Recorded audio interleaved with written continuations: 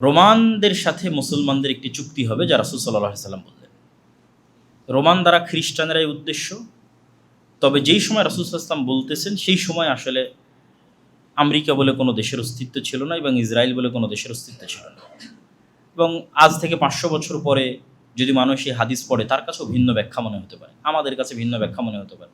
সুতরাং নির্ধারিত করা কঠিন। এতটুকু নির্ধারিত করা সম্ভব যে খ্রিস্টানদের সাথে, কোন খ্রিস্টানদের সাথে? ইউরোপের খ্রিস্টান, রাশিয়ার খ্রিস্টান না আমেরিকার খ্রিস্টান? খ্রিস্টানদের সাথে মুসলমানদের চুক্তি হবে এবং এই চুক্তির ফলে তারা তৃতীয় আর এক শত্রুর বিরুদ্ধে যুদ্ধ করবে। সেই তৃতীয় শত্রু হিন্দু, ইহুদি অথবা বৌদ্ধ অথবা অন্য কেউ, আল্লাহ ভালো জানেন। সেই তৃতীয় শক্তির বিরুদ্ধে যুদ্ধে খ্রিস্টান এবং মুসলমানেরা বিজয়ী হবে এবং তাদের মধ্যে ছোট্ট একটা বিষয় নিয়ে তর্ক বিতর্ক, গণ্ডগোল এবং সেখান থেকে আবার যুদ্ধ। সে বিষয়টা হবে ক্রুশকে উঁচুতে উঠিয়ে সেটিকে বিজয়ী করার এক ঘোষণা, যেটা একজন মুসলমানের ইমানে আঘাত দেবে এবং সেও তাকে হত্যা করবে অথবা ক্রুশকে ভেঙে ফেলবে। তো এই যে খ্রিস্টান এবং মুসলমানের এবার মুখোমুখি দাঁড়িয়ে যাচ্ছে, এটিই হচ্ছে পৃথিবীর ইতিহাসের সবচেয়ে বড় যুদ্ধ। অতীতে যা যুদ্ধ হয়েছে সেগুলোও এর মতো নয়, আরও ভবিষ্যতে যা যুদ্ধ হবে সেগুলো এর মতো নয়, এবং ওই ঘটনার পরে আরও যা যুদ্ধ হবে সেগুলো এর মতো নয়। এটা পৃথিবীর ইতিহাসের সবচেয়ে বড় যুদ্ধ, যেটাকে বলা হয়েছে মালহামা, অথবা যেটা বাইবেল এবং অন্যান্য গ্রন্থে আর্মাগেড্ডন নামে উল্লেখিত আছে। এই যুদ্ধটা মূলত হবে মুসলমান এবং খ্রিস্টানদের মধ্যে, এবং এই যুদ্ধটা হবে তুরস্ক এবং সিরিয়ার সীমান্তবর্তী অঞ্চলে। তো এই ভয়ঙ্কর যুদ্ধের বর্ণনা দিতে গিয়ে রাসূলুল্লাহ সাল্লাল্লাহু আলাইহি ওয়াসাল্লাম বলেছেন যে এই ভয়ঙ্কর যুদ্ধ কিছু বর্ণনায় আছে 4 দিন, কিছু 5 দিন, কিছু 6 দিন, এবং এই ভয়ঙ্কর যুদ্ধে এত বেশি মানুষ মারা যাবে যে 1 মাস যদি একটা পাখি আকাশে উড়ে তবুও লাশের সারি শেষ করতে পারবে না, এবং মানুষ গনিমতের মাল পেয়ে খুশি হবে না এই জন্য যে ওয়ারিস নাই। 100 জন যদি একটা বংশে থাকে, 99 জনই মারা গেছে, তাহলে ওয়ারিস কে হবে? ওয়ারিস তো নাই। সুতরাং কী নিয়ে সে আনন্দ হবে? কার সাথে জিনিস ভাগ বাটোয়ারা করবে? এই জন্য গনিমতের মাল পেয়েও সন্তুষ্ট হবে না, খুশি হবে না। এত ভয়ঙ্কর যুদ্ধ হবে। এই যুদ্ধের কথা বলতে গিয়ে রাসূলুল্লাহ সাল্লাল্লাহু আলাইহি সাল্লাম বলেছেন, মদিনা থেকে তৎকালীন বিশ্বের সবচেয়ে আল্লাহওয়ালা, তাকওয়াবান, পরহেজগার সর্বশ্রেষ্ঠ মানুষরা বের হয়ে আসবে এই যুদ্ধে অংশগ্রহণ করার জন্য, এবং তারা তাদের শাম, সিরিয়ার ভাইদের সাথে কাঁধে কাঁধ মিলিয়ে এই যুদ্ধে অংশগ্রহণ করবে। এই যুদ্ধের কথা বলতে গিয়ে রাসূলুল্লাহ সাল্লাল্লাহু আলাইহি ওয়াসাল্লাম আরও যেটি বলেছেন যে এই যুদ্ধের শেষে মুসলমানেরা বিজয়ী হবে এবং বিজয়ী হওয়ার পরেই তারা কুস্তুনতুনিয়া বিজয় করবে। কুস্তুনতুনিয়া হচ্ছে আজকের তুরস্কের ইস্তাম্বুল, এবং যখন রাসূল সাল্লাল্লাহু আলাইহি ওয়াসাল্লাম এই হাদিস বলতেছেন তখন কুস্তুনতুনিয়া বাইজেন্টাইন এম্পায়ারের রাজধানী, এবং সুলতান মুহাম্মদ আল ফাতেহের পূর্ব পর্যন্ত প্রায় 700-800 বছর মুসলমানেরা লাগাতার চেষ্টা করেছে এই কুস্তুনতুনিয়া বিজয় করার জন্য, কিন্তু তারা কুস্তুনতুনিয়া বিজয় করতে পারেনি। সুলতান মুহাম্মদ আল ফাতেহ কুস্তুনতুনিয়া বিজয় করেছেন, সেটি এখন মুসলমানদের নগরী, কিন্তু রাসূল সাল্লাল্লাহু আলাইহি ওয়াসাল্লামের কথা অনুযায়ী বোঝা যাচ্ছে কিয়ামতের পূর্ব মুহূর্তে এটি আবারও বিজিত হবে। ফলত কিয়ামতের পূর্ব মুহূর্তে এটি হাতছাড়া হওয়ারও সম্ভাবনা আছে, যেহেতু আবার বিজিত হবে। এবং এই কুস্তুনতুনিয়া বিজয়ের কথা রাসূল সাল্লাল্লাহু আলাইহি ওয়াসাল্লাম আর এক হাদিসে এভাবে উল্লেখ করছেন যে লা তাকুমুস সাআহ, ততদিন পর্যন্ত কিয়ামত হবে না যতদিন না ইসহাক আলাইহিস সালাতু ওয়াস সালামের বংশের 70,000 মানুষ এমন এক শহরে যুদ্ধ না করে যেই শহরের এক পাশে সমুদ্র এবং আর এক পাশে সমতল। জানিবুহাল বার ওয়া জানিবুহাল বাহর, এক পাশে সমুদ্র আর এক পাশে সমতল, ইসহাক আলাইহিস সালাতু ওয়াস সালামের বংশের। এই হাদিস থেকে বোঝা যায় যে আসলে ইসহাক আলাইহিস সালাতু ওয়াস সালামের বংশের আর কেউ এখন ইহুদি নাই। ইসহাক আলাইহিস সালাতু ওয়াস সালামের বংশের সবাই মুসলমান হয়ে গেছে। ফলত আজকের যারা নিজেদেরকে ইহুদি দাবি করতেছে তারা ব্লাডলি, রক্তগতভাবে ইব্রাহিম আলাইহিস সালাতু ওয়াস সালামের সাথে কানেক্টেড নয়, এবং এটা জেনেটিক্যালিও প্রুভ করা সম্ভব। কীভাবে? ইব্রাহিম আলাইহিস সালাতু ওয়াস সালাম হচ্ছেন সেমিটিক, সাম, এবং ইব্রাহিম আলাইহিস সালামের 2 ছেলে ইসহাক এবং ইসমাইল, তারাও হচ্ছে নূহ আলাইহিস সালাতু ওয়াস সালামের সন্তান, সামের বংশধর। ফলত তাদের গায়ের রং, আজকের আরব এবং আজকের ফিলিস্তিনের যে গায়ের রং, সেই গায়ের রং হচ্ছে তাদের গায়ের রং। তাহলে যারা নিজেকে ইব্রাহিম আলাইহিস সালাতু ওয়াস সালামের সন্তান দাবি করবে তাদের গায়ের রঙের সাথে গায়ের রঙের মিল থাকতে হবে। ইউরোপের সাদা চামড়া, যেটা ইয়াফেস, নূহ আলাইহিস সালাতু ওয়াস সালামের বংশধর ইয়াফেসের গায়ের রঙের সাথে মিলে, সেই সাদা চামড়ার কেউ এসে দাবি করবে যে না আমি ইব্রাহিমের সন্তান, এটা জেনেটিক্যালি মিলে না। এবং এটার উপর অনেক লম্বা আলোচনা আছে এবং ঐতিহাসিকভাবে প্রমাণ করা আছে যে আজকের ইহুদিরা কোনোভাবেই ইব্রাহিম আলাইহিস সালাতু ওয়াস সালামের বংশধর নয়। আর এই হাদিসে রাসূল সাল্লাল্লাহু আলাইহি ওয়াসাল্লাম স্পষ্ট করে দিয়েছেন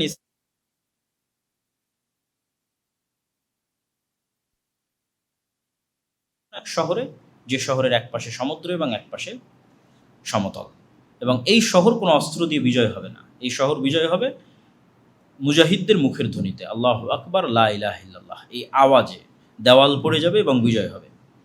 তো ব্যাখ্যাকারগণ এই শহরকে অধিকাংশই লিখেছেন যে এই শহর হচ্ছে ইস্তাম্বুল, যেটা ওই যে যুদ্ধ হচ্ছে, ভয়ঙ্কর যুদ্ধ, ওই যুদ্ধের পরে বিজয় হবে।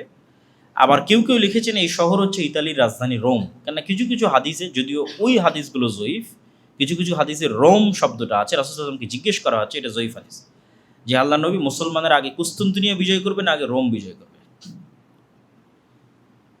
তো দুটি ব্যাখ্যাই হতে পারে, আল্লাহু আলাম। কেন হতে পারে সেটাও বলে দিই, যে এই যুদ্ধে খ্রিস্টানেরা যেহেতু তাদের সর্বোচ্চ শক্তির সমাবেশ ঘটাবে, যা পৃথিবীর ইতিহাসের সবচেয়ে বড় যুদ্ধ হবে, এবং রাসূল সাল্লাল্লাহু আলাইহি ওয়াসাল্লামের বলা ভাষা অনুযায়ী প্রায় 10 লক্ষ সেনাবাহিনী এই যুদ্ধে অংশগ্রহণ করবে, একদম পদাতিক মাঠে উপস্থিত থাকবে 10 লক্ষ। তাহলে এত বিশাল সৈন্য সমাবেশ করার পরে যখন খ্রিস্টানরা পরাজিত হয়ে যাবে, তখন মুসলমানদেরকে বাধা দিবে এরকম কোনো শক্তি পৃথিবীতে থাকবেই না, কেননা সবচেয়ে বড় যুদ্ধ তো হয়ে গেছে। যেই যুদ্ধে খ্রিস্টানরা তাদের সবচেয়ে বেশি শক্তির বহিঃপ্রকাশ ঘটিয়েছে, সেই যুদ্ধে তাদের পরাজয় হয়েছে। ফলত এখন সামনে বাধা দানকারীর কেউ নাই, এখন শুধু বিজয় আর বিজয়। সেই বিজয় ইস্তাম্বুল হতে পারে, সেই বিজয় ইতালির রাজধানী রোম হতে পারে, সেই বিজয় পুরো ইউরোপ হতে পারে। এবং এগুলো ঈসা আলাইহিস সালাতু ওয়াস সালাম আসার পূর্বেই, দাজ্জাল আসার পূর্বেই। এই জন্য অনেক মানুষ যারা শুধু এই হতাশাতেই থাকে যে আর কিচ্ছু হবে না, যেই দিন ইমাম মাহদি আসবে সেই দিন হবে, যেই দিন ঈসা আলাইহিস সালাম আসবে সেই দিন হবে। কিন্তু হাদিসের কনটেক্সট বলতেছে যে দাজ্জাল আসার পূর্বেই, ঈসা আলাইহিস সালাম আসার পূর্বেই মুসলমানেরা সারা পৃথিবী বিজয় করে নেবে। আমার এবং আপনার মতো সাধারণ মানুষেরা, নতুন কোনো নবী ছাড়া, নতুন কোনো কোরআন ছাড়া এবং নতুন কোনো হাদিস ছাড়া, নতুন কোনো নবী ছাড়া, নতুন কোনো নবীর সহচর্য ছাড়া, নতুন কোনো নবীর সোহবাত ছাড়া, নতুন কোনো কোরআনের সোহবাত ছাড়া, সহচর্য ছাড়া, নতুন কোনো হাদিসের সহচর্য ছাড়া, যেই কোরআন এবং যেই হাদিস আমাদের কাছে আছে, এই কোরআন এই হাদিস, এবং যেমন আমাদের মাঝে কোনো নবী নাই, এরকম কোনো নবীবিহীন অবস্থাতেই আমাদের মতো সাধারণ মানুষরা সারা পৃথিবী বিজয় করে নেবে এই কোরআন দিয়ে, হাদিস। এই জন্য কাজের অনেক কিছু আছে। আপনি শুধু শেষ জামানার বিষয় নিয়ে আলোচনা করবেন আর সেগুলো নির্ধারণ করতে থাকবেন, কিন্তু ওগুলোর চেয়ে বড় জিনিস তো আপনার কাছে আছে, সেটা কোরআন এবং হাদিস। এটা থেকেই তো এত বড় বিজয় হবে, তাহলে ওই কোরআন এবং হাদিসের উপর আমল করাই তো কাজ। এটা সব শেষে আরও একবার বলবো এই কথাটা। তো এই ঘটনার পরে যখন মুসলমানদের বিজয় অভিযান আর থামছে না, চলছেই, তখন এটাকে থামানোর জন্যই শয়তান আড়াল থেকে বলবে দাজ্জাল তোমাদের বাড়ি ঘরে প্রবেশ করে গেছে, এবং এটা হবে পৃথিবীর ইতিহাসের সবচেয়ে বড় শকিং নিউজ। এত বড় শকিং নিউজ পাওয়ার কারণে আর বিজয় অভিযান পরিচালনা না করে সবাই রিটার্ন ব্যাক করবে শামে, দামেস্কে, ফিলিস্তিনে, যে আসলেই দাজ্জাল আমাদের বাড়ি ঘরে ঢুকে গেছে কিনা। কিন্তু এটা মিথ্যা নিউজ, তখনও দাজ্জাল বের হয়। তারপরে যখন তারা ফিরে আসবে ততক্ষণে দাজ্জাল সত্যি বের হয়ে যাবে, এবং দাজ্জাল যখন বের হয়ে যাবে তখন এক নিমিষে, এক মিনিটে যেই মুসলমানেরা 10 লক্ষ বাহিনীর একটা বাহিনীকে পরাজয় করে কুস্তুনতুনিয়া, ইতালি, ইউরোপ, জেরুজালেম, ভারত সব বিজয় কমপ্লিট করে ফেলেছে, সেই মুজাহিদ বাহিনী দেখবে যে এক নিমিষে তাদের ক্ষমতা জিরো, তাদের পাওয়ার জিরো। কেননা দাজ্জাল যখন আসবে সে এক্সট্রা অর্ডিনারি অলৌকিক ক্ষমতা নিয়ে আসবে, এবং সেই এক্সট্রা অর্ডিনারি অলৌকিক ক্ষমতার সামনে তারা বেবাস, লাচার, কোনো ক্ষমতা, কোনো পাওয়ার তাদের থাকবে না। কেমন অসহায় তারা হয়ে যাবে, এত অসহায়ত্ব যে রাসূল সাল্লাল্লাহু আলাইহি ওয়াসাল্লাম বলছেন যে দাজ্জাল ইরাক এবং শামের মধ্যবর্তী এক শহরের মধ্যে দিয়ে অতিক্রম করবে, তো কোনো এক শহরে গিয়ে বলবে তোমরা আমার প্রতি ঈমান আনয়ন করো, তো সেই শহরের মানুষ তার প্রতি ঈমান আনয়ন করবে, তখন ধন সম্পদ ওই শহরের মানুষের পিছনে এমনভাবে ছুটবে যেভাবে মৌমাছির চাকের সাথে লেগে থাকে। তারপরে আর এক শহরে গিয়ে দাজ্জাল বলবে তোমরা আমার প্রতি ঈমান আনয়ন করো, সম্ভাব্য ওই শহর দামেস্ক, শামের কোনো নগরী যেখানে মুসলমান এবং মুজাহিদরা বসবাস করতেছে, তারা বলবে যে না, আমরা তোমার প্রতি ঈমান আনয়ন করবো না। তখন আসমান এবং জমিনের ফসল উৎপাদনের ব্যবস্থাপনা তাদের জন্য এমনভাবে বন্ধ করে দেওয়া হবে যে তাদের কাছে খাবারের কোনো ব্যবস্থাপনাই থাকবে না। ফলত যেহেতু কোনো খাবারই উৎপন্ন হচ্ছে না, ঘাসও যেহেতু উৎপন্ন হচ্ছে না, ফলমূল শাকসবজি তো বহু দূরের কথা, ঘাসও যেহেতু উৎপন্ন হচ্ছে না, তখন বাঁচার জন্য তাদের বাড়িতে থাকা আগের যে ফার্নিচারগুলো আছে, কাঠ, টেবিল, সেগুলো চিবিয়ে চিবিয়ে এর মধ্যে থেকে রস বের করার চেষ্টা করবে, এবং এটাই খাদ্যদ্রব্য হিসেবে বানিয়ে বেঁচে থাকার চেষ্টা করবে। এই রকম অসহায় অবস্থায় চলে যাবে। এবং যেহেতু দাজ্জাল এক্সট্রা অর্ডিনারি ক্ষমতা নিয়ে এসেছে, পাওয়ার নিয়ে এসেছে, এবং এটা আল্লাহ সুবহানাহু ওয়া তাআলাই তাকে দিয়েছে, ফলত এখান থেকে ঈমান বাঁচিয়ে এইরকম কষ্টের মধ্যে টিকে থাকা এত সহজ হবে না। একমাত্র তারাই পারবে যাদের ন্যূনতম 1 টাকার প্রতিও অবৈধ লোভ নাই। আজকে আপনি আপনার নফসকে চেক করে দেখেন যে একটা অবৈধ টাকার প্রতি আপনার লোভ আছে কিনা, তাহলে নিশ্চিত জেনে থাকেন আপনি দাজ্জালের ফিতনা থেকে বাঁচতে পারবেন না। কেন দাজ্জাল যখন আসবে তখন সকল টাকা পয়সা দাজ্জালের কাছে, আর আপনাকে কিসের জন্য প্রস্তুত হবে? মরার জন্য। কিচ্ছু থাকবে না, টাকা পয়সা, না ধন দৌলত, না খাবার দাবার, না বাড়িঘর, মৃত্যু, সাক্ষাৎ মৃত্যু। তাহলে যার 1 টাকাও অবৈধর প্রতি লোভ আছে সে বাঁচতে পারবে না। এটাই হলো চেক পয়েন্ট যে আপনার ইমানের, তাহলে আপনার 1 টাকাও অবৈধ লোভের প্রতি যেন না থাকে এবং আপনি মৃত্যুকে যেন ভয় না পান, বরং মৃত্যুকে আপনি জান্নাতে যাওয়ার ওসিলা মনে করেন। এইটার জন্যই তো ওই 2টা ইমান লাগবে, যে 2টা ইমানের আলোচনা আমরা শুরুতে করেছি। পুনরুত্থানের প্রতি মজবুত বিশ্বাস এবং আল্লাহর প্রতি মজবুত ইমান, এই 2টা ছাড়া কেউ এই স্যাক্রিফাইস করতে পারবে না। যে মৃত্যু ভয় নয়, মৃত্যু কি জান্নাতে যাওয়ার মাধ্যম, ফলত আনন্দের সাথে সে মৃত্যুকে অ্যাকসেপ্ট করবে এবং দাজ্জালের যেটা জাহান্নাম হবে সেটার মধ্যে ঢুকে যাবে, আর দাজ্জালের যেটা জান্নাত হবে সেটাকে ধোঁকা মনে করবে। এই লেভেলের ইমান সে কোথায় থেকে অর্জন করবে? এই লেভেলের ইমান ছিল আসহাবুল উখদুদের ইমান, আসহাবে কাহাফের ইমান। আসহাবে কাহাফ তাদের ইমান বাঁচানোর জন্য সারা পৃথিবী থেকে ডিসকানেক্টেড হয়ে গেছে, যে আমরা ইমান বিক্রি করব না, কিন্তু সারা পৃথিবী থেকেই ডিসকানেক্টেড, আলাদা গুহায় গিয়ে আশ্রয় নিয়েছে। এই জন্য বলা হয়েছে দাজ্জালের ফিতনা থেকে বাঁচতে চাইলে সূরা কাহাফ বা সূরা কাহাফের প্রথম 10 আয়াত, এখানে সূরা কাহাফের মধ্যে অনেক শিক্ষণীয় লার্নিংস, টিচিংস আছে, এবং কোরআনের সবচেয়ে ব্যতিক্রম 4-4টা ঘটনা এই সূরা কাহাফের মধ্যে উল্লেখ করা আছে। এত ব্যতিক্রম কোরআনে যত ঘটনা উল্লেখ করা আছে তার মধ্যে সবচেয়ে ব্যতিক্রম ঘটনা হলো এগুলো।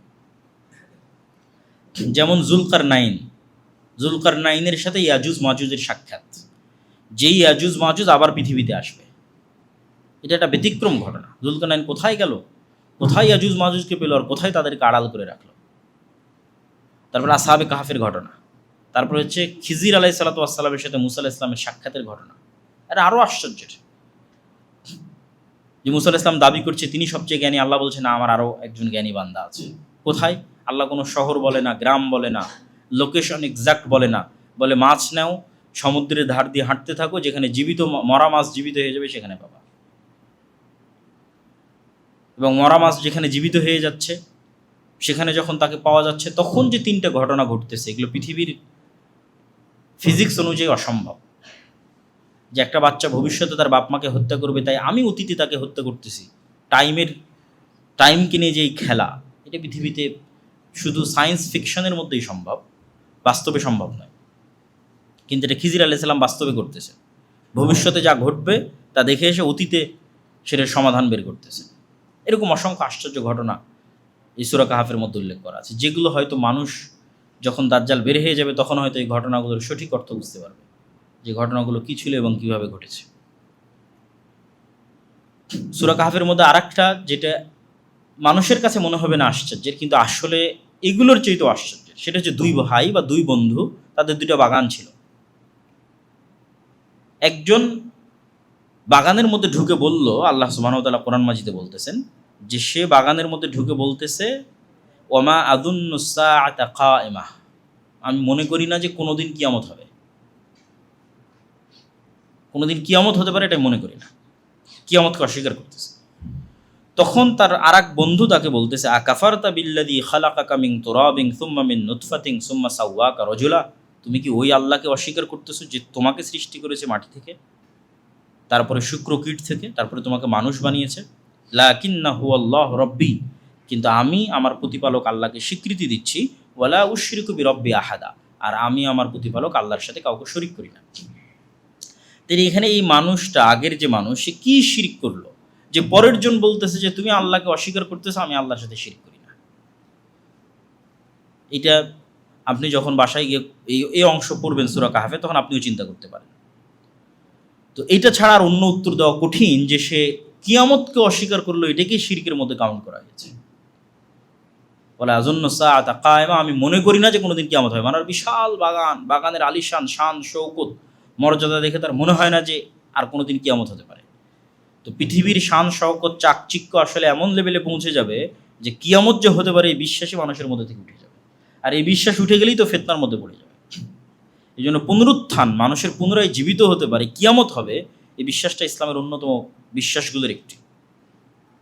তো সূরা কাহফের এই 4টে ঘটনা থেকে আলাদা আলাদা করে আলোচনা করা এবং শিক্ষার অনেক কিছু আছে। যদি অন্য কোনো দিন সময় হয় আমরা ওই শিক্ষণীয় বিষয়গুলো আলোচনা করবো ইনশাল্লাহ।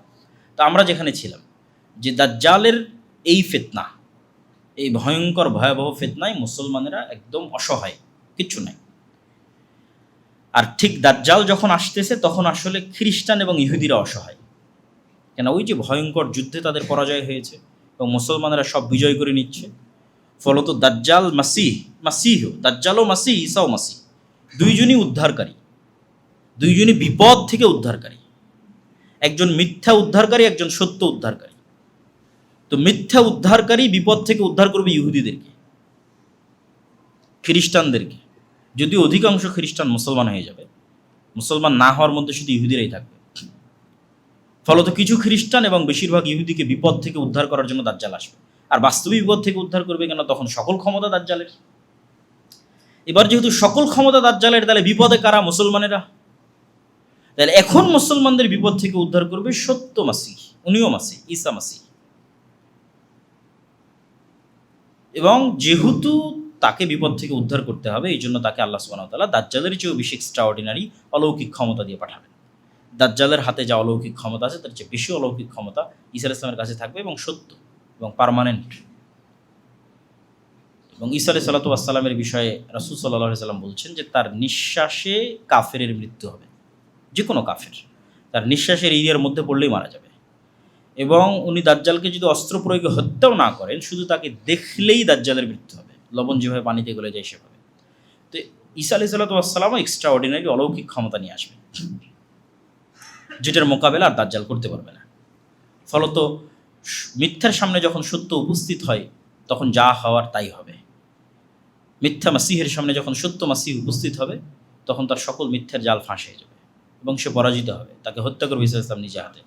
এবং ওই যে ইহুদিরা বিভিন্ন পাথর এবং গাছের আড়ালে আশ্রয় নেবে, ওই ঘটনা এখন ঘটবে। সকল হাদিসকে মিলালে এই ঘটনা এখনই ঘটবে, যে দাজ্জালের সাথে যে 70,000 আসবাহানের ইহুদিরা থাকবে, এরা তখন দাজ্জালের মৃত্যুর পর বিভিন্ন পাহাড়ের গুহায়, পাথরে, গাছের আড়ালে লুকাবে। তখন ওই যে অলৌকিকত্ব একবার প্রকাশ পেয়ে গেছে, গায়েবের অলৌকিকত্ব একবার প্রকাশ পেয়ে গেছে, ওটা আরও বিভিন্ন জায়গায় দেখা যাবে। তখন গাছ এবং পাথরও বলা শুরু করবে, ইয়া আব্দাল্লাহ, হে আল্লাহর বান্দা, আসো, এখানে একজন ইহুদি লুকিয়ে আছে, তাকে হত্যা করো। এবং যেই পৃথিবীর সবচেয়ে বড় ফিতনা, যেই ঈসা আলাইহিস সালামের হাত দিয়ে ধ্বংস হলো, সেই ঈসা আলাইহিস সালামকে আল্লাহ সুবহানাহু ওয়া তাআলা বলবেন, এখন যে ফিতনা আসবে সেটা তুমিও মোকাবেলা করতে পারবে না, এটা হচ্ছে ইয়াজুজ মাজুজের ফিতনা। তাহলে পৃথিবীর সবচেয়ে ভয়ঙ্কর ফিতনা দাজ্জালের ফিতনা, যা মোকাবেলা করতে পারেনি স্বাভাবিক মুমিন মুজাহিদরা, যারা কোনো নবী ছাড়াই, কোনো নতুন কোরআন এবং নতুন হাদিস ছাড়াই সারা পৃথিবী বিজয় করে ফেলেছে। তারা দাজ্জালের ফিতনার সামনে তাদের ঈমান ধরে রাখতে পারবে, কিন্তু দাজ্জালের সাথে ফাইট দিতে পারবে না। এবার যেই ঈসা আলাইহিস সালামের মাধ্যমে দাজ্জালকে পরাজিত করা হলো, সেই ঈসা আলাইহিস সালামকে বলা হবে যে এখন যারা আসবে তাদের সাথে আপনিও পারবেন না, ফলত আপনি তুর পাহাড়ে গিয়ে আশ্রয় নেন, মুমিন মুজাহিদদেরকে সহ তুর পাহাড়ে আশ্রয় নেন।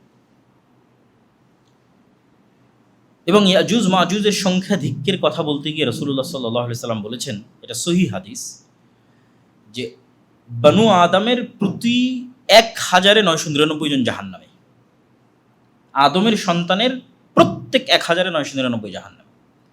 এই হাদিস শুনে সাহাবায়ে কেরাম অত্যন্ত ভীত সন্ত্রস্ত হয়ে গেলেন, যে প্রতি ১,৯৯৯ মানে আমরা কেউ তাহলে আর জান্নাতে যেতে পারতেছি না, সম্ভব নয়।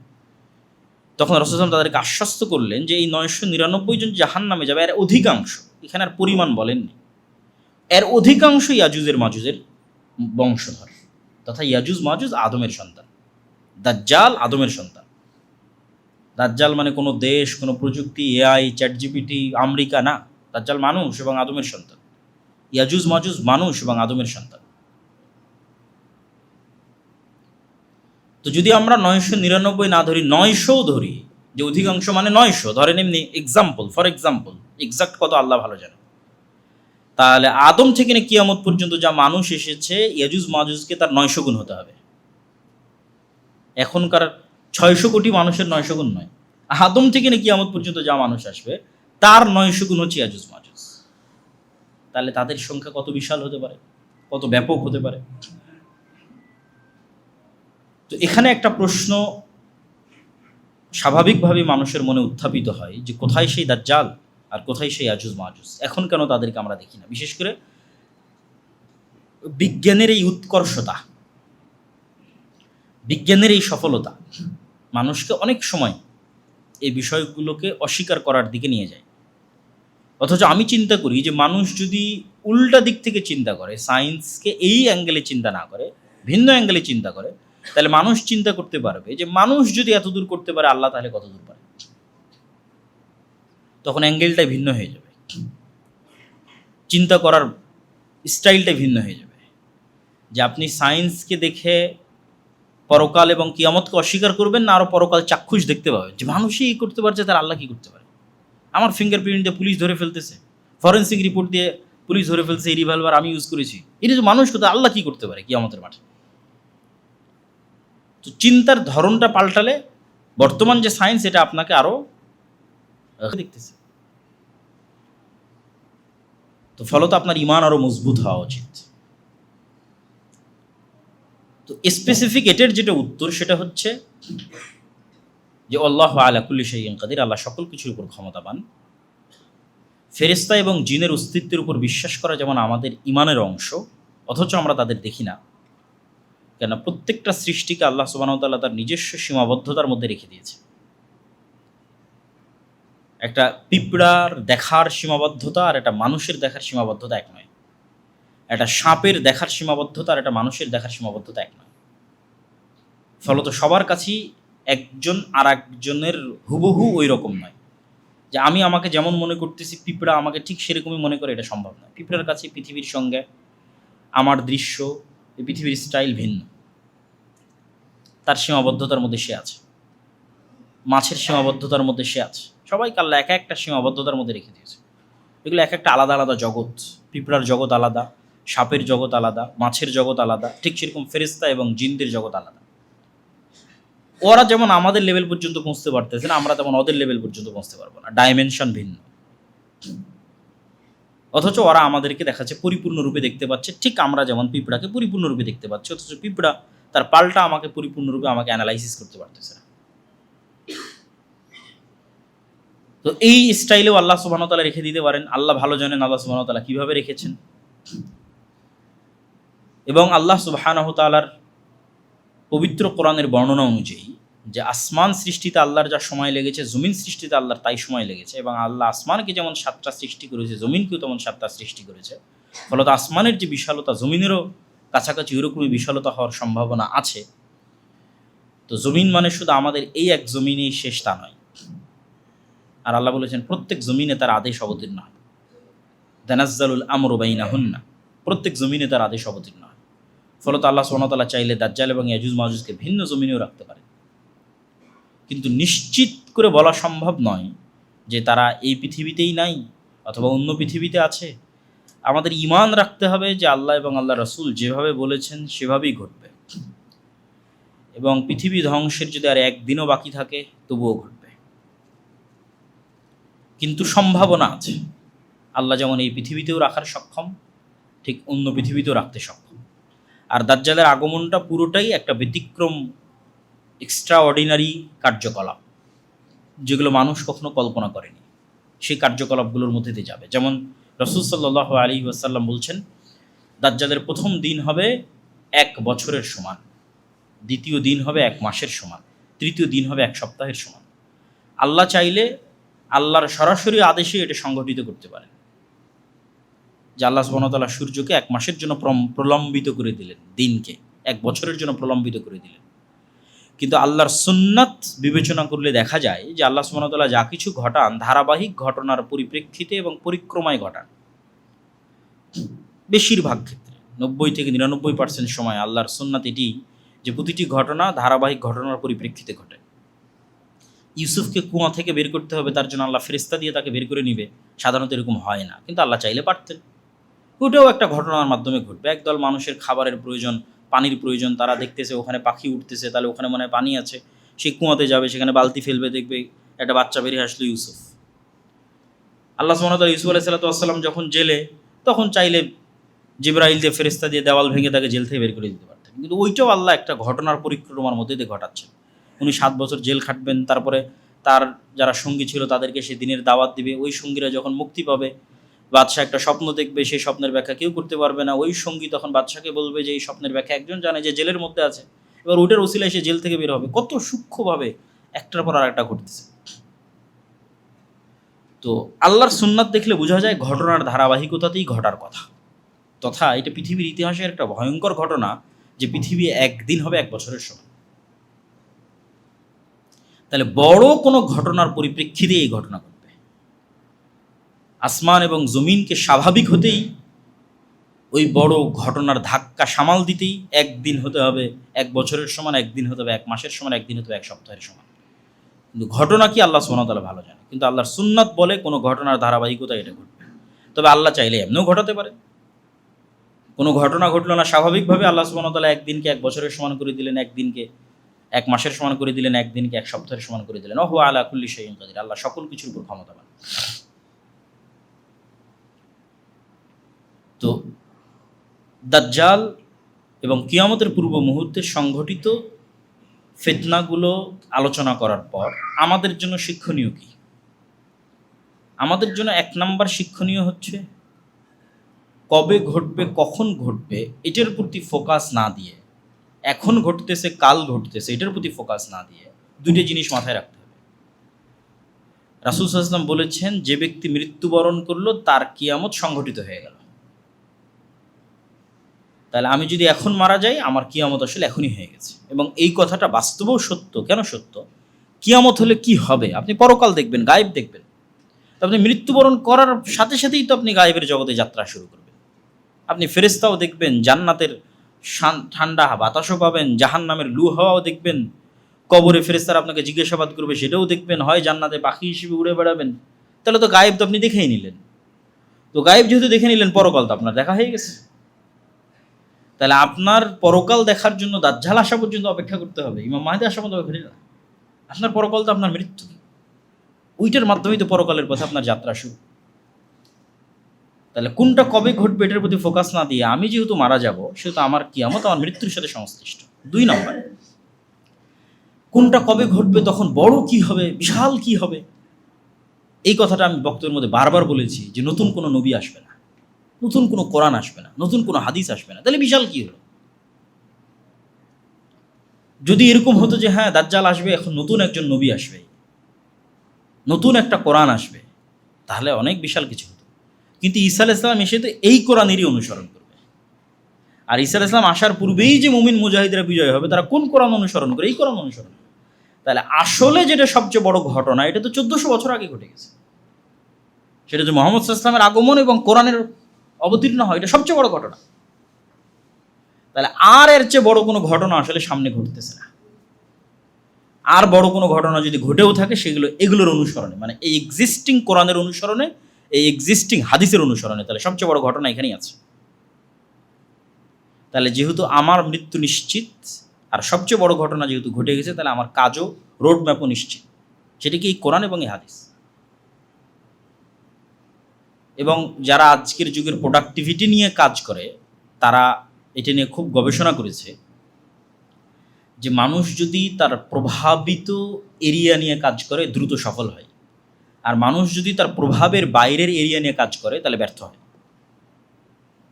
ধরেন ইরান এবং আমেরিকা যুদ্ধ করে কি হবে, এটাতে আপনি কোনো প্রভাব রাখতে পারবেন না, কোনো চেঞ্জিং আনতে পারবেন না ইরান এবং আমেরিকার যুদ্ধের মধ্যে। কিন্তু আপনি এখন সকালবেলা উঠে 10টা আয়াত তেলাওয়াত করলে আপনার নেকিতে 10টা নেকি যুক্ত হবে। ফজরের সালাত আদায় করলে নেকি যুক্ত হবে। আপনি আপনার ব্যবসায় যদি আরও ফোকাস রাখেন, 10টা টাকা ইনকাম হবে। তাহলে আপনার চেঞ্জিং আনার ক্ষমতার এরিয়া কতখানি, ওইটার প্রতি আপনি যত ফোকাস দেবেন তত আপনি সফল হবেন, পরকালেও দুনিয়াতেও। আর যেই জায়গার মধ্যে আপনি কোনো চেঞ্জিংয়ে আনতে পারবেন না, সেটার প্রতি আপনি যত ফোকাস দেবেন শুধু সময় নষ্ট। ওই পেপার, পত্রিকা, ভিডিও, ইউটিউব, ফেসবুক দেখেই ওই পর্যন্ত শেষ, সময় নষ্ট।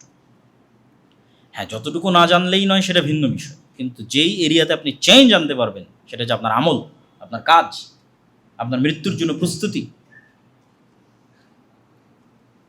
এবং আপনি যদি মনে করেন যে না ঠিক আছে ওই সময়ে আপনি আছেন তবুও আপনি ফিতনা থেকে বাঁচতে চান, এটাও যদি মনে করেন, তবুও তো এই আমলের বাইরে উপায় নেই।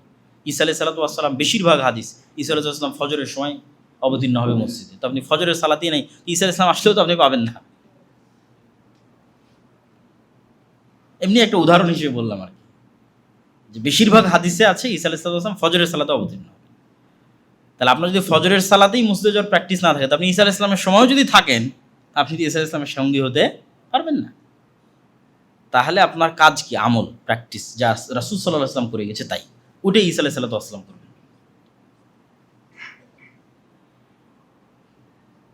এবং আমাদের যে বিষয়টি সবসময় মনে রাখতে হবে সেটা হচ্ছে রাসূল সাল্লাল্লাহু আলাইহি ওয়াসাল্লাম আমাদেরকে দাজ্জালের ফিতনা থেকে পরিত্রাণ চাওয়ার দোয়া শিখিয়ে গেছেন, দাজ্জালের ফিতনার সময়ে থাকার দোয়া শিখিয়ে যাননি। ইমাম মাহদী এবং ঈসা আলাইহিস সালামের সঙ্গী হওয়ার জন্য কোনো দোয়া শিখিয়ে যাননি। আমাদেরকে কিসের দোয়া শিখিয়েছেন? আল্লাহুম্মা ইন্না আউযুকা মিন ফিতনাতিল মাসীহিদ দাজ্জাল, যে আল্লাহ দাজ্জালের এই ভয়ঙ্কর ফিতনা পৃথিবীতে আসার আগেই যেন আমি ঈমান নিয়ে পৃথিবী থেকে বিদায় নিতে পারি। কেন আমাদের আলটিমেট সফলতা তো জান্নাতে যাওয়া।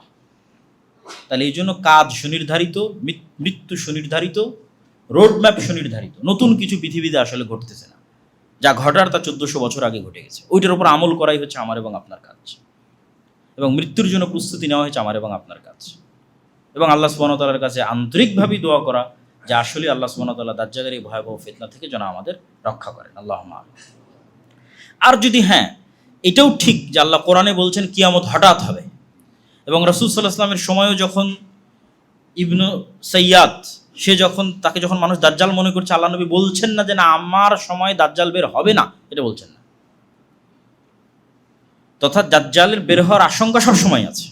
রাসূল সাল্লাল্লাহু আলাইহি ওয়াসাল্লামের জীবদ্দশাতেও দাজ্জাল বের হওয়ার আশঙ্কা ছিল, যেটা হাদিসের ইবারতে বোঝা যায়। ওমর, যদি এ দাজ্জাল হয় তাহলে তুমি একে হত্যা করবে না, একে হত্যা করবে ঈসা আলাইহিস সালাম।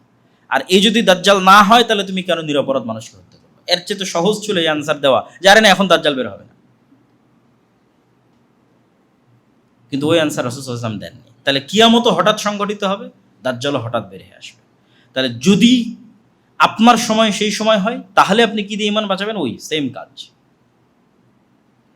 পরকালের প্রতি আপনার বিশ্বাস যত মজবুত হবে, আল্লাহর তাওহীদের প্রতি আপনার ঈমান যত মজবুত হবে, দুনিয়ার শান শওকত চাকচিক্যের প্রতি আপনার লোভ যত কম হবে, যেটা আমি বলেছি 1 টাকাও অবৈধ জিনিসের প্রতি যদি আপনার লোভ না থাকে, মৃত্যুকে যদি আপনি জান্নাতে যাওয়ার মাধ্যম মনে করতে পারেন, আল্লাহর সাথে সাক্ষাতের মাধ্যম মনে করতে পারেন, এবং মৃত্যুর জন্য যদি প্রস্তুত থাকেন যে মৃত্যু আসলে বড় ভয়ঙ্কর কিছু নয়, ভয়ের কিছু নয়, এটা আল্লাহর সাথে দেখা হওয়ার একটা মাধ্যম এবং জান্নাতে যাওয়ার একটা মাধ্যম, এবং সেটার জন্য যদি প্রস্তুত থাকতে পারে, এই বিষয়গুলো একত্রিত হলেই শুধু দাজ্জালের ফিতনা নয়, পৃথিবীর যে কোনো ফিতনা থেকে মুক্তি পাওয়া সম্ভব। আল্লাহ সুবহানাহু ওয়া তাআলা আমাদের তৌফিক দান করুক, আল্লাহুম্মা আমিন। আর এই ঈমানের মজবুতির বিষয়গুলোই মূলত আল্লাহর পথে যাত্রায় বইটিতে আলোচনা করা আছে, শুধু ঈমান কেন্দ্রিক বিভিন্ন আলোচনা। তো সেই বইটিও আপনাদের অধ্যয়ন করার উদাত্ত আহ্বান জানাচ্ছি। আপনারা সকলে অবগত আছেন যে আমাদের দাওয়া সেন্টার পরিবর্তনের কাজ চলমান আছে।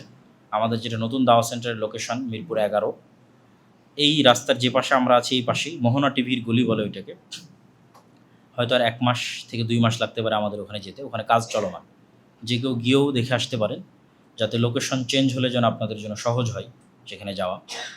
তো এই সমস্ত সকল কাজে আপনাদের আন্তরিক সহযোগিতা এবং দানের হাত প্রশস্ত করার উদাত্ত আহ্বান জানাই।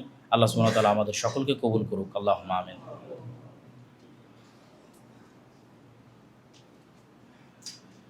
আলহামদুলিল্লাহ ওয়াহদা ওয়াসসালাতু ওয়াসসালামু আলা মান লা নাবিয়্যা বা'দা। ইয়া আইয়ুহাল্লাযীনা আমানু সাল্লু আলাইহি ওয়া সাল্লিমু তাসলিমা। আল্লাহুম্মা সাল্লি আলা মুহাম্মাদ ওয়া আলা আলি মুহাম্মাদ কামা সাল্লাইতা আলা ইব্রাহিম ওয়া আলা আলি ইব্রাহিম ইন্নাকা হামিদুম মাজিদ। আল্লাহুম্মা বারিক আলা মুহাম্মাদ ওয়া আলা আলি মুহাম্মাদ কামা বারাকতা আলা ইব্রাহিম ওয়া আলা আলি ইব্রাহিম ইন্নাকা হামিদুম মাজিদ। ربنا ظلمنا أنفسنا وإن لم تغفر لنا وترحمنا لنكونن من الخاسرين. ربنا ظلمنا أنفسنا وإن لم تغفر لنا وترحمنا لنكونن من الخاسرين. ربنا ظلمنا أنفسنا وإن لم تغفر لنا وترحمنا لنكونن من الخاسرين. ربنا آتنا في الدنيا حسنة وفي الآخرة حسنة وقنا عذاب النار. ربنا آتنا في الدنيا حسنة وفي